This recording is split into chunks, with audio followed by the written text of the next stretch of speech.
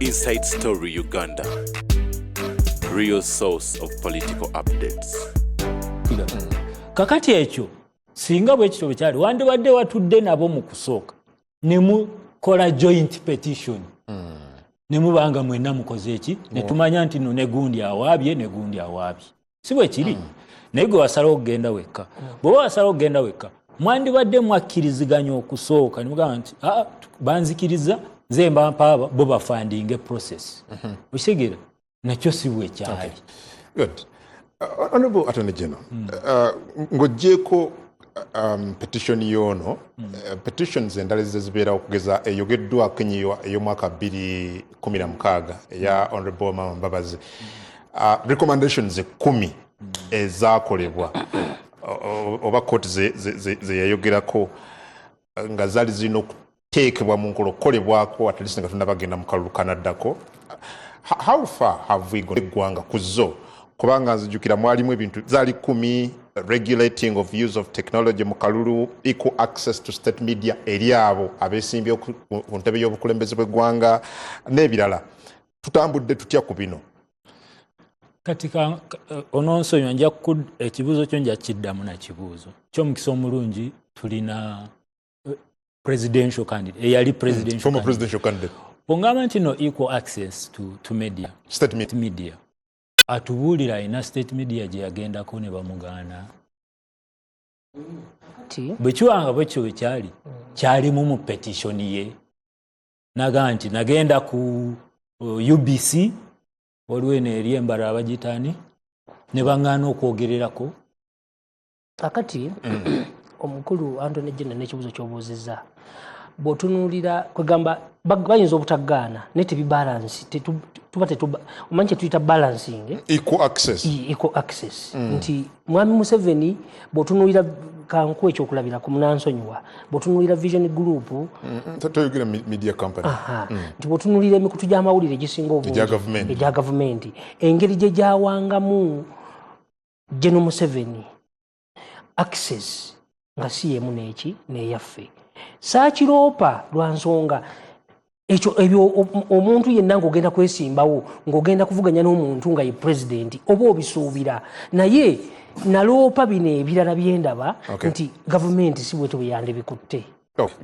Kale tulaba ku NBS TV katugyewo ensimbi zino katono dakiika emu oba bbiri tujje tubeere nga tweyongera tugenda kukwata ku nsonga yo kyafuuka nga kinyumo kafuuka nga kalombolombo nti okulonda kasita kuggwa kuba president tulina okuddukirayo tulabe era nga tukijja ku kyabadde mu Supreme Court wiiki eno kooti bwe yakkiriziganyiza neeyaddukirayo honorable muganda wange Robert Kasibante nga ayagala kujja omusango gwe yateekayo era nga ne bwe gwali mu 2021 mwami Robert Kyagulanyi Ssentamu ne banne abaali baddukiddeyo omusango ne bagujjayo naga tugenze mu kooti y'abantu. Njagala tuwumbewumbe ku nsonga eyo tugende ku nsonga ey'okubiri. Mwami Kasibante simanyi bw'olina ky'obadde oleseeyo. Njagala kwongera kutegeeza in just 1 minute. Yes. Njagala just kwongera kutegeeza bannayuganda nti tebabeerako na kubuzaabuzibwa. Channel eno bw'eba yagaanye eya kkooti ne tuvaayo nze sinaba kudda kubeera nga mugole gyali gye yazze nze nkyali ku saidi yammwe tulina ate ekirala kisobola okukola ekitajja kwetaagisa ssente naye nga ate tusigadde tutambulira wamu nga tuli mu opposition.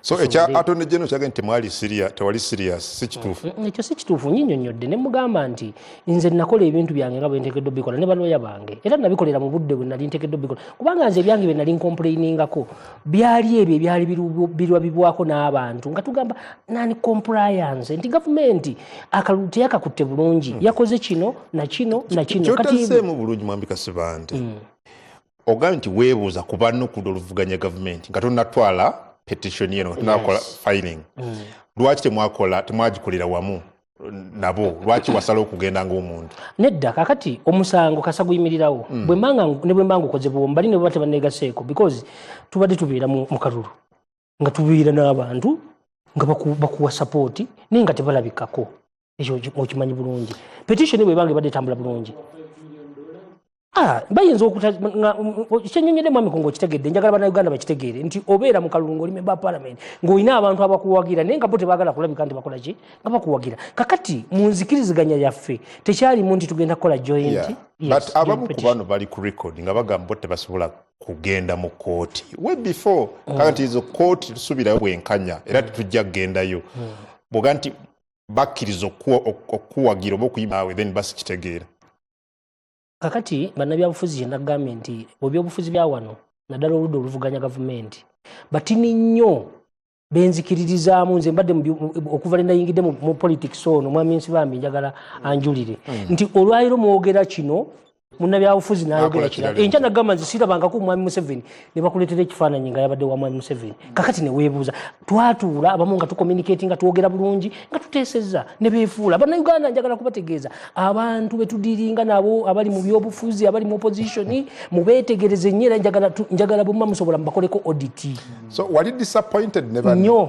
era nze byali bigenda n'okunkabya amaziga ku kkooti bunaamanyi Anthony Jenner amanyi bulungi petition okugiyimiriza mu Supreme Court you know how much you invest era yakimanyi sente mekazi nataddemu nga nakava mu kalulu kutambula gwanga damba nzize mu kooti you know how much wataddemu meka ekyo kindekere naye nga nyingi gwambi byange byonna nabitunda mataka gonna nagatunda kati mwanti tuvuganya mwami Museveni yali mu buyiza kati byonna ndi awo ntambula bwento nga tumaliriza lwaki olowooza abantu bangi tebakkiriza they are not convinced that you were really serious about what you're doing kakati bo baba tebali convinced ku mwami Kyagulanyi bo bali convinced because nze sinza asoose nze nabadde wakubiri okujjayo omusango kakati era nabadde mpulira omusajja awo ng'ayogera nabadde ku CBS kama nsasira ngamba bugambi nakuba essimu omuliza ku mukutu ogumu nakuba essimu n'agamba nti abo baalidde ne mubuuza nti ne mwami Kyagulanyi yalya because njagala bannayuganda mwejjemu endowooza ezo bwe tuba tulwanirira eggwanga tukola byonna bye tusobola kubanga nze kisinga okuneewuunyisa bannayuganda onoonya kye baagala ne kikubula bw'otwala omusango mu kooti mwami Museveni yakutumye bw'ogujjayo mwami Museveni yakutumye kakati bwe tubagamba nti mu kalonde temuvaawo ekijja kijje tebabeerawo nga bavaawo kakati tebakabanja kakati mwagala tukole ki okujjako General Museveni mwagala tukole ki mutuleke tubakulembere because bikusobera bw'ogutwalayo mwami Museveni akoze eki bw'ogujjayo mwami Museveni akoze eki twabagamba mu kalonde bamala okalonda temuvaawo ekijja kikole ki bonna buli yamala okulonda ddawuwe mu nnyumba ofuna bulungi kakati tukole ki kale ensonga eyo njagala tugikomyawo ndowooza yes professor mukulu Kasiba nti si lwakuba nti onninaanye wano njagala okwebaza kyoyogera abantu baffe wano tebamanyi kigenda mu maaso na bululu era ndowooza abantu abamu basaanye kulonderwa abalala ne balondera abalala kati mukulu Kasiba nti kyayogera yateekayo omusango yagenda okwewandiisa ng'ali ku lulwe n'agenda ku ballot n'atambula eggwanga lyonna n'agenda okuwakanya ebigenda ayinza okuba tebiwakanya mu butuufu bw'ajjayo omusango mubi bw'atagujjaayo ono mubi kakati mu abalonzi mutadde abakulembeze ku nninga abantu abalungi bajja kuva mu by'okulonda mudde mu ngeri endala eneekyusa gavumenti Honorable Brannon tutandise topic eyokubiri oba speaker wa parliament embiranye okusika omuguwa okuwaga okwejaga nga byamaanyi buli avaayo awaga nze njagala and yet ova mu kibiina kya NRM already kyetulabye nti wabaddewo a semblance of a precedent okuva mu 2001 and speaker bisanja bibiri ne deputy bwavaako deputy n'alinnya kiringa ekyagala okukyuka ku lundi lwaki kifuuse nti kizibu nnyo ku mulundi guno and yet you would expect nti kiri obvious simanyiwo kijja kugamba nti kikyuse nambi kiringa kubanga naawe oli mu kuteebereza yo speculating okusookera ddala buli member parliament nze ne Anthony General mu kisanja kiri ndowooza Anthony General yagenda kuba deputy speaker bwe bagamba expression of interest nga right honorable Lanya afudde nali mu kantiini nga ndikulya kyamisana nembuuza kyetaagisa ki nenzikirira ekyaddondo nenzigyayo empapula ng'ekibiina kyaffe kitegeeza nengamba njagala kuba ki speaker parliament kakati NRM ng'ekibiina of course obwa speaker bujja butya basically majority eya party y'abantu yateekwa okuvaamu speaker buli member parliament alondeddwa n'alayizibwa n'abagazetted candidate kiringa bona agamba nti sebo buli bishop buli musaseredoti akwalifying okubeera bishop buli kadi nabeera mu conclave aba candidate waki wakubeera so kakati buli anaabeera gazetted ng'alayidde mu 12 parliament candidate okwagala kirungi naye ate lwakubanga ebintu bino byakyuka ennaku zino omanyi ofiisi ya speaker wali ku ba speakers ababaddewo yali ofiisi ng'eri quiet ngera ndowooza n'okugenda mu okulinnyayo osooka kusoma saala ez'okuguma naye kakati jjukira ffe wano mu 11th parliament okutuusa ano ndowooza president bwe yagamba nti amukomaawo baspeaker ba presiding officers baffe abaliko baagazizza abantu office omanyi kye bayita omunno ogwidde buli omu amanyi nti office erimu ki era nga ffe bw'okola omukolo gonna noyita speaker oba deputy otegera nti ali saabiri sigamba mitwalo naye obukadde oba 5 weebuli ku mukolo bakoze nnyo social network n'okuyamba ababaka mobilization welfare yaffe so n'office ne bajagaliza abantu ne bategera nti office eno erimu kyesobola okukola beyond okukubiriza parliament ekyo kyekisookawo kakati bano bonna abazze buli omu ajja kwagala okubaawo ekyokubiri gavumenti yonna eri mu buyinza okupreparinga n'okuprotectinga interest zaakyo kubanga gaffe NRM tulina manifesto batwongedde ekisanja kitegeeza nti tuteekwa okufuna speaker jjukira zino these 3 arms of government anaatusobozesa okubeera nti agenda ya government in parliament eba successful tosuubirayo nti gavumenti yonna eyinza okugamba nti kakati katufuneyo speaker ng'ava mu national unity platform oba mu SDP kiri ekyaliwo ku luli waliwo precedence eyabeerawo obwenkanya tubadde twogera ano mu recommendation zebawa nti bagambako equity kakati obwenkanya wali bw'otunulira baspeaker babaddeko ne badeputy babadde nga myaka 10 bwe baba ku 10 era ku luli bwe twagenda eyo ne batugamba nali mpagira right honorable Kadaga nga right honorable RIP Olanya wali ne bagamba right honorable Kadaga nti leka kakati ono naye abeereko ebisanja ebibiri nga gwe bwe wali so that wabaawo equity kakati seeke tennaba kutuula twakamaliza okulonda caucus tennaba kuba constituted tusuubira naye okweyagaliza seeke tennaba kutuula seeke tennaba Anthony General najja tubuulira oba legally nti eri constituted kubanga twalonda obwa speaker nkugambye bwe naparticipatingamu electoral commission yaffe ya NRM eri supposed opening abantu bateekeyo expression of interest walabyeko Dr. Tango Doe ng'ayiseko expression nalabye Dr. Tango Doe yabadde ayogere week ago mu bigambo bya I quote nti waliwo consensus mu SEC eyaddi eyatuula eyasembayo I don't know when but nangati wabaddewo consensus mu SEC eyatuula nti status quo ebeere maintained among nga speaker Tayebwa nga deputy bigambo bya Dr. Tango Doe that there was a consensus kakati bigambo bya Tango Doe Dr. Tango Doe sijja kubidde mu kubanga situla mu SEC but you speak for I speak for the caucus kyova ndikuwa the background how is supposed to be oyogerera caucus ya NRM babagamba ki bwe mutuula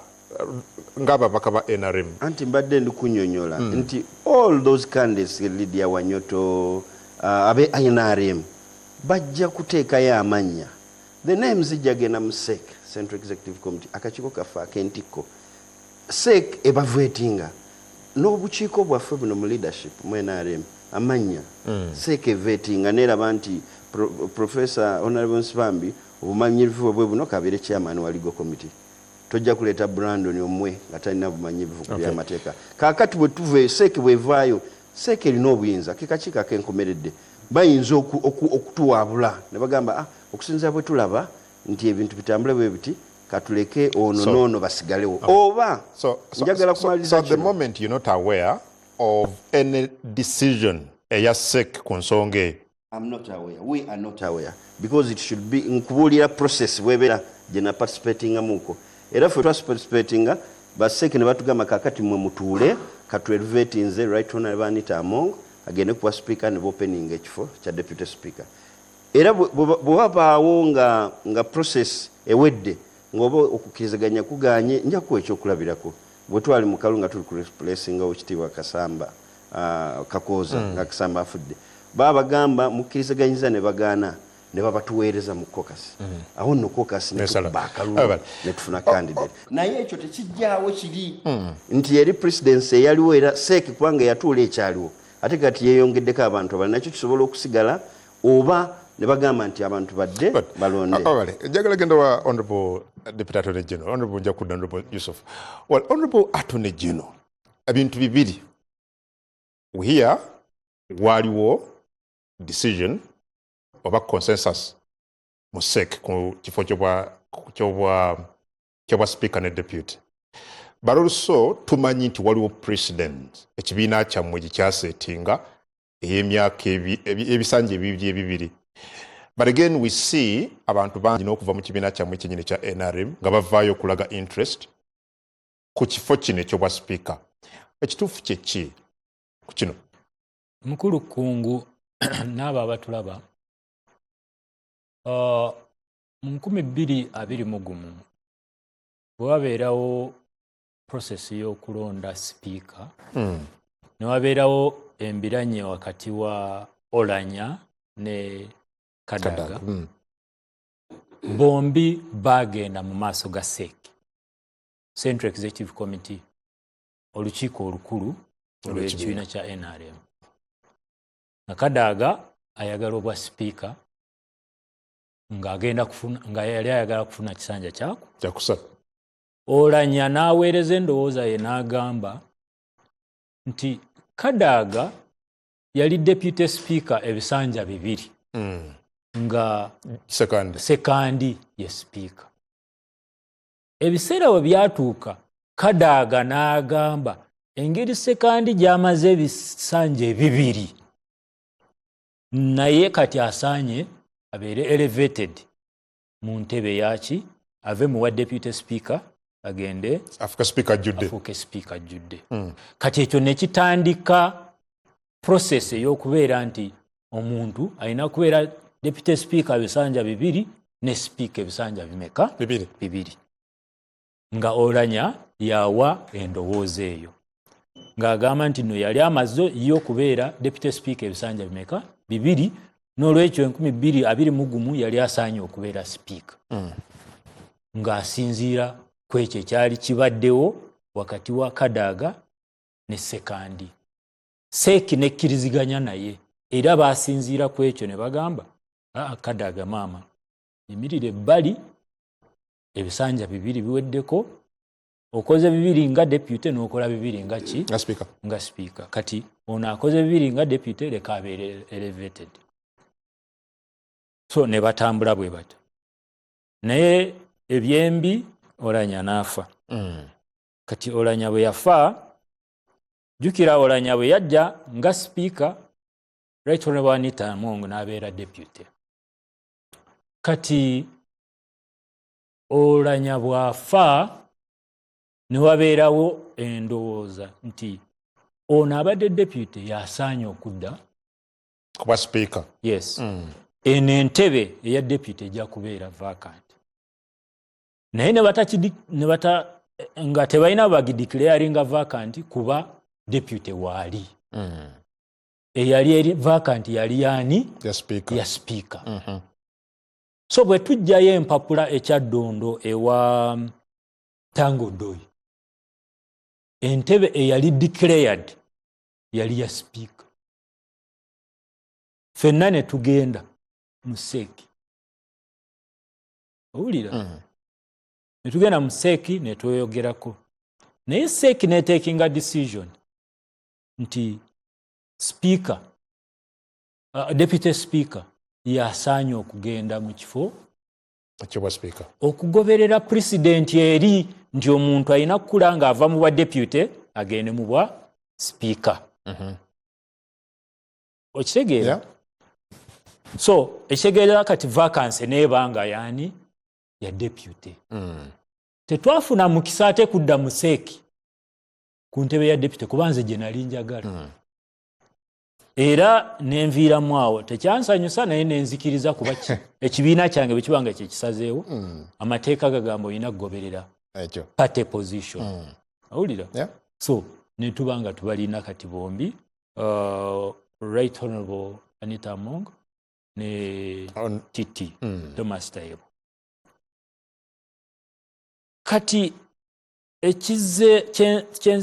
kyenzize mpulira eky'abantu okwesowolayo lwakuba seeki tennaba kuvaayo openly kutuwa position. Ekisooka abantu batandise bukyali nnyo. Batandika nga twakava mu kalulu ne badeclaringa position zaki z'okwagala speaker n'obwa deputy. Ate nga tulina wano ababiri abakoze eki abakyaliwo. Nze nange ali wano neegwanyiza obwa deputy speaker nakati naye nina kutwala party position. Owulira? Kuba amateeka galagira era kinkakatako ng'omuntu munnakibiina kya NRM kugoberera amateeka era sisobola kudeclaringa. Era bwe bagamba nti no to maintaining president mukiyita mu Luganda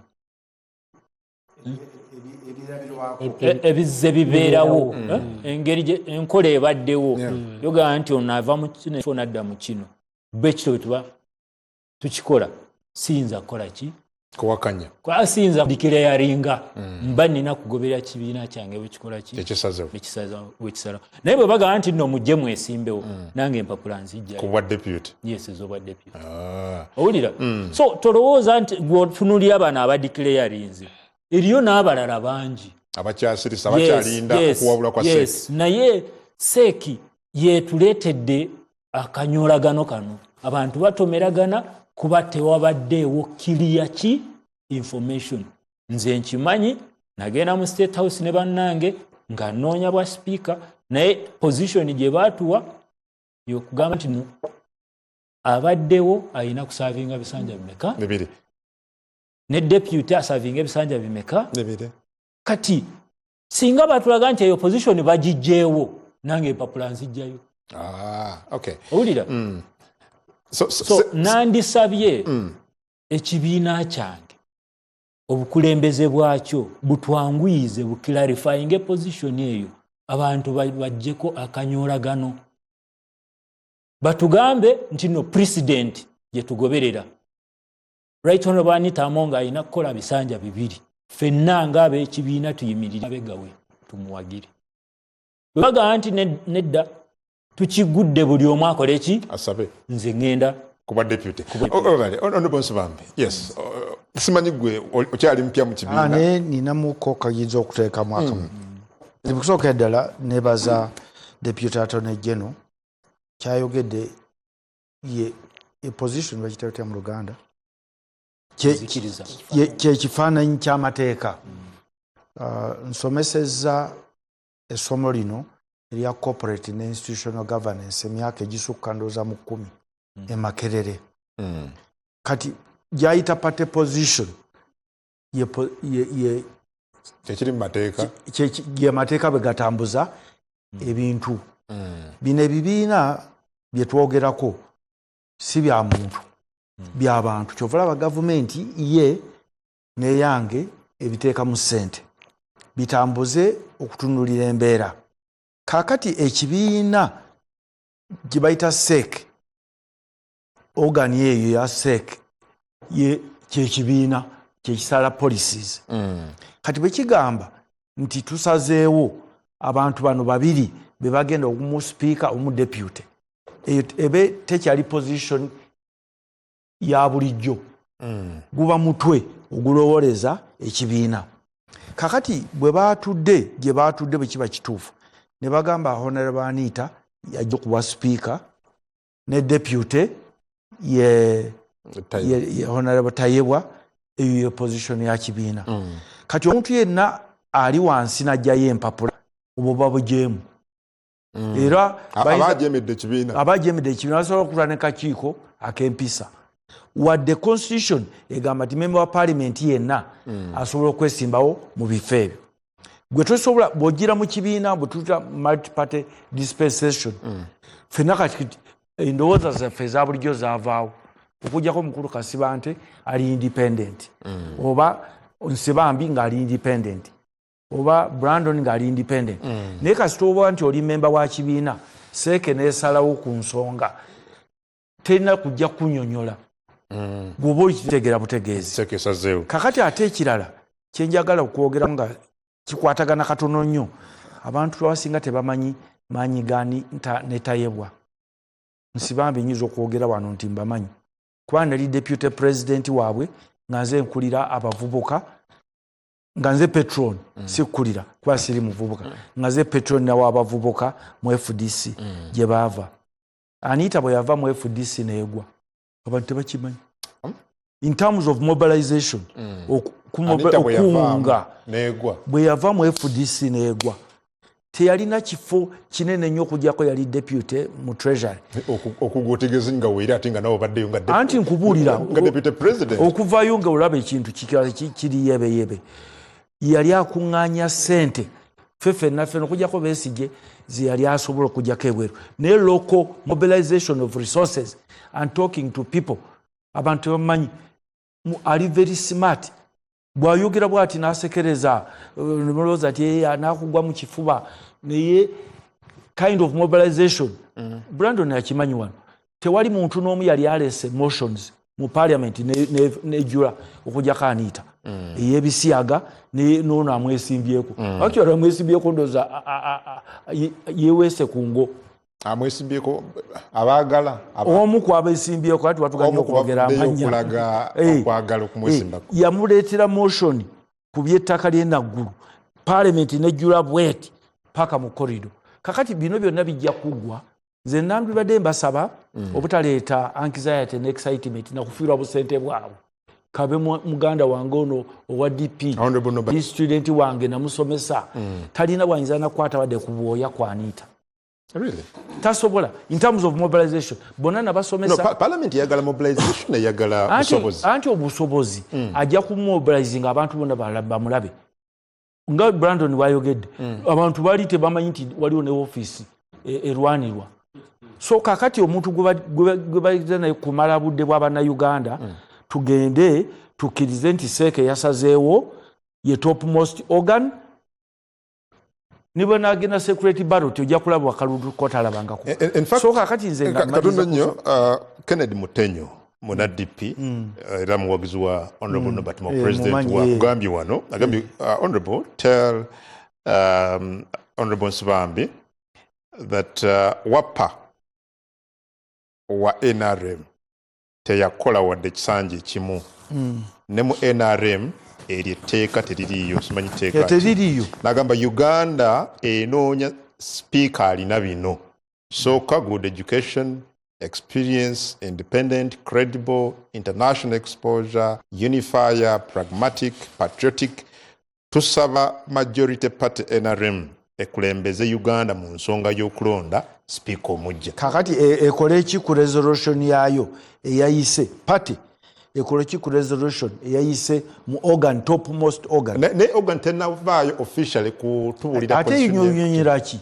internally bo bali okay do they have no they are not Honorable Kafuzi tewali official communication tebalina duty kubuulira nsi yonna as long as bo mu party yaabwe balina kizibu kati company ngeno gye tuliko wano next teiza genda enyonyole UBC lwaki bakulonza okukubiriza as long as twali problem that's a governance rule the management of enfuga y'emirimu eri ntaano and if there is any dispute it must be resolved internally. Okay, good. Jagala kujja Honorable Kasamante, but Honorable Kafuzi, yes. I'm sorry to it's okay. Badde nsaba kwongereza ku kyono nga nziramu Mwami Mutenyo. Mwami Mutenyo. Byayogedde birungi those requirements. Naye waliwo kye bayita okulungamya parliament. Okugikubiza obulungi. Okusobola okutuukiriza ebigendererwa bya gavumenti. You understand? It is a talent, it is not for everybody. Si buli muntu nti nasobola okubeera speaker n'asobozesa government, sorry, parliament okwachivinga government byeyagala. Abamu baagala entebe eyo not for showbiz but okubawa platform okufunirako ebirala. Akadaala abo bonna bamanyi amaanyi agaliwo naye bw'ovaayo n'ogandi nga speaker bwe bakuzze ne bagati tukatukuteeke wano kye baliko. Yes. So abamu banoonya kadaala naye ffe ababaddeyo tumanyi ani asobola okukubiriza. Yes, tumanyi ani yinza obutakkiriziganya naawe naye mbeera manyi your strength and weakness. Mukiyita mutya mu Luganda? Amaanyi n'obunafu. Yes. N'obunafu bwo. Yes. Ngazira rather Dr. Tango Doi mu bigambo bye in fact yakatiriza kyoyogera ngaga nti SEC bigambo bya Tango Doi mu kusalawo status kebere maintained yatunulidde ebintu nga continuity but also n'okunyweza enkolagana ya parliament ne government okutwaliza awamu. Because of that SEC yasalawo bino bisigalinga bwe biri. Endoza yadakakasa kyobadde oyogera. Well, Mwami Kasibande, mwe muliwa abavuganya ku nsonga y'obwa speaker ne deputy? Kakati Bannayuganda njagala na kino mukimanye nti General Museveni abadde n'omukisa ebbanga lyonna. Kati mu kubeera n'omukisa nti mu 1995 nga bakola constitution abaakolanga naye mwali tebamanya nti president alibeerako ebisanja byonna byabeddeko kati. Kati mu kubeerako ebbanga eryo lyonna ebintu ebisinga ne bijja nga bifa. Kati bwe bifudde ne bituuka ne mu institution zonna ezisinga eza gavumenti nga zigenda zikola ki nga zigenda zifa. Kati nga ku kino kye tuliko ekyo bwa speaker nti kansoke nkutuuse ku kyababaka naddala ebibiina nti tugenda okuva mu yasetinga nga mugenda mu campaign ne muva mu kalulu. Kakati ne bw'oba oyagala kwekalakaasa ababaka ba parliament tebasobola kwekalakaasa lwaki tebalina ssente zabawedde avu kati tebasobola kusupportinga ng'oyagala kwekalakaasa kyekisooka. Ekyokubiri nti byonna bonna n'abazze okwesimbawo byonna bye baliko bakolokoota mu gaalumonde bakolokoota mu gaalu lwaki nti one wasting time. Why? Nti General Museveni why? Because General Museveni yesigaliza sente zonna yazirina. Of course togenda kati ababaka obwavu bwe bayina abagenda okulonda ne sente engeri gye bazaagalamu ebigambo bino mwami kongontunuulira nze mbadde mu Uganda nga ntambula okunoonya akalulu. I know what it means. Nkimanyi tewaliiwo ayinza butawagira ani okubanga abamu nga tebamuwagira lwa kumwagala ne one ayina sente. Ekyokubiri General Museveni bw'atuula ne basalawo njagala bawa reference ya Mukyala Kadaga yali asinga Anita amaanyi by that time. Naye yavaayo n'agamba nti nze nsigaddewo.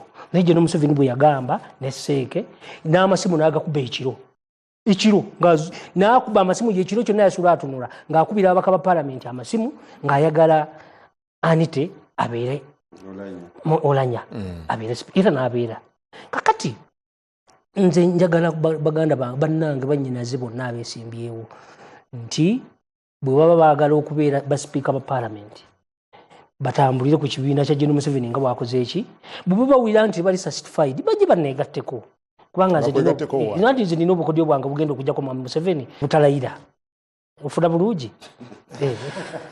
Okay, well, bwana Attorney General ngenda mukummulamu but rather tunashobora okumaliza but ensonga y'okuba nti abamu balooza nti President Museveni gw'anaawandako eddusu gw'anaasongako olunwe eventually ajja okubeera speaker wa parliament oba deputy okyogerako ki?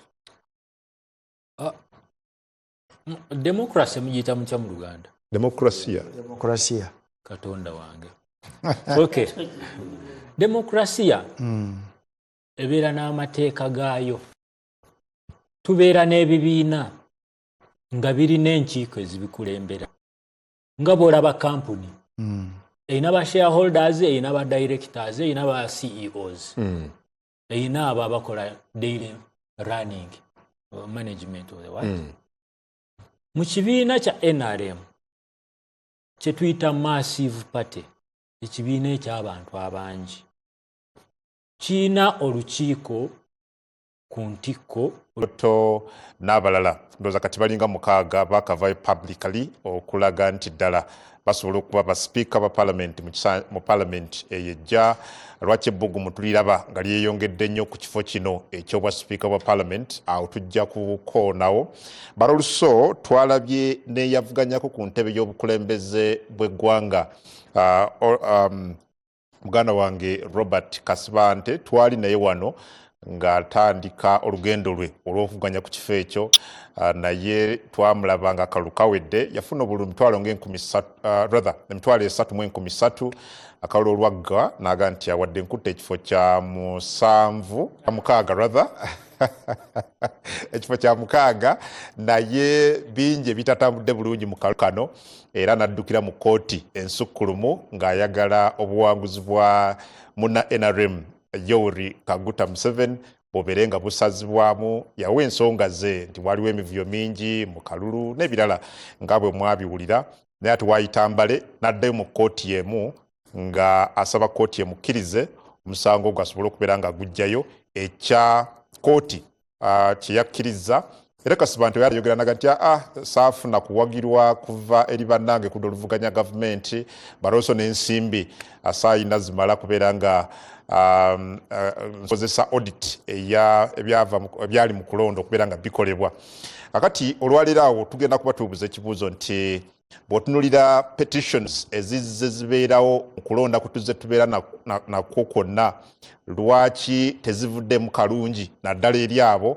abagenda mu kkooti zino mu studios okwanukula ebibuuzo bino twegatiddwako amyuka ssaabawolereza wa gavumenti mu ggwanga Honorable Jackson Kafuzi. Honorable tukwaniriza olunaku olwaleero. Again tulina omubaka wa parliament akiikirira ekitundu eky'Amawokota South munna NRM Honorable Yusuf Nsibambi. Nesimanyi oba nakimira ekyo NRM nja kugira mu yero NRM Kakongo tatonjeraga nti kakongoliro kitegeeza twanyikidde Honorable tannanyikira nnyo yagendayo Honorable Yusuf Nsibambi so tukwaniriza then tuyina Kabwejungira Kenyi eyavuganya ku kifo ky'obukulembeze bw'eggwanga muganda wa Robert sebo tukwaniriza and tulina Honorable Brandon Kintu ava Kagoma eyo Mambuka ate nga yayogerera akabondo k'abaka ba parliament ab'ekibiina kya NRM mu parliament eno efuluma ey'11 teyasobodde funa mukisa kudda sebo tukwaniriza. Yes, ndoza tusuubira okwegattibwako Honorable Mubarak Munyagwa naye yavuganya ku ntebe y'obukulembeze bw'eggwanga ate nga munna Igo so boli awo n'esaayo najja kuba twegattako naye ndoza tutandike ne Mwami Kasibante olunaku olwaleero briefly okutubuulira ku nsonga ze zaakutwala mu kkooti ate era ezaakuledde n'okkuba enkyukira noga nti omusango gujjeyo. Okay. Kansooke okubuuza ku balabi ba NBS television. Nze Robert Kasibante nze Mwami Museveni omukube yabba muwalawala mu kkooti. Njagala kutwala mukisa guno kubabuuzaako bannaffe abali mu kisiibo njagala kubeebaza okusiiba era nsaba Allah abawo bye musinga okwagala mu kiseera kino eky'ekisiibo. Njagala n'okubuuza ku bannange omugole w'ekitiibwa Nsibambi munnamateeka omukuukuutivu omugole mu NRM sebo nsaba Allah akugabira ebirungi gye waddukidde naye sibisuubira nti gyebiri. Njagala n'okubuuza ku w'ekitiibwa Deputy Anthony General ne muganda wange Brandon ndi musanyufu olwaleero kakati bwe tugenda mu kalulu akubwa president nga tugenza okunoonya nga twagala kubeera president w'eggwanga ssemateeka akuwa eddembe bw'oba oyina by'otamatidde bw'oba oyina by'olaba ebitatambudde bulungi okuddukira mu kkooti okugenda ne weemulugunya mu Supreme Court era batuwe ennaku 14 okubeera ng'otaddeyo omusango ogwo. Nze bwe nayingira mu kalulu nalabirawo nga biyinza obutatambula bulungi olw'embeera n'enneeyisa Mwami Museveni ne gavumenti ye yeetegeka naye nga n'enkola gye bakolamu ebintu nga si nnungi. Nze nno natandika okulabira ddala okukola omusango kubanga nalaba amagye nga gatandikiddewo okukola mu byobufuzi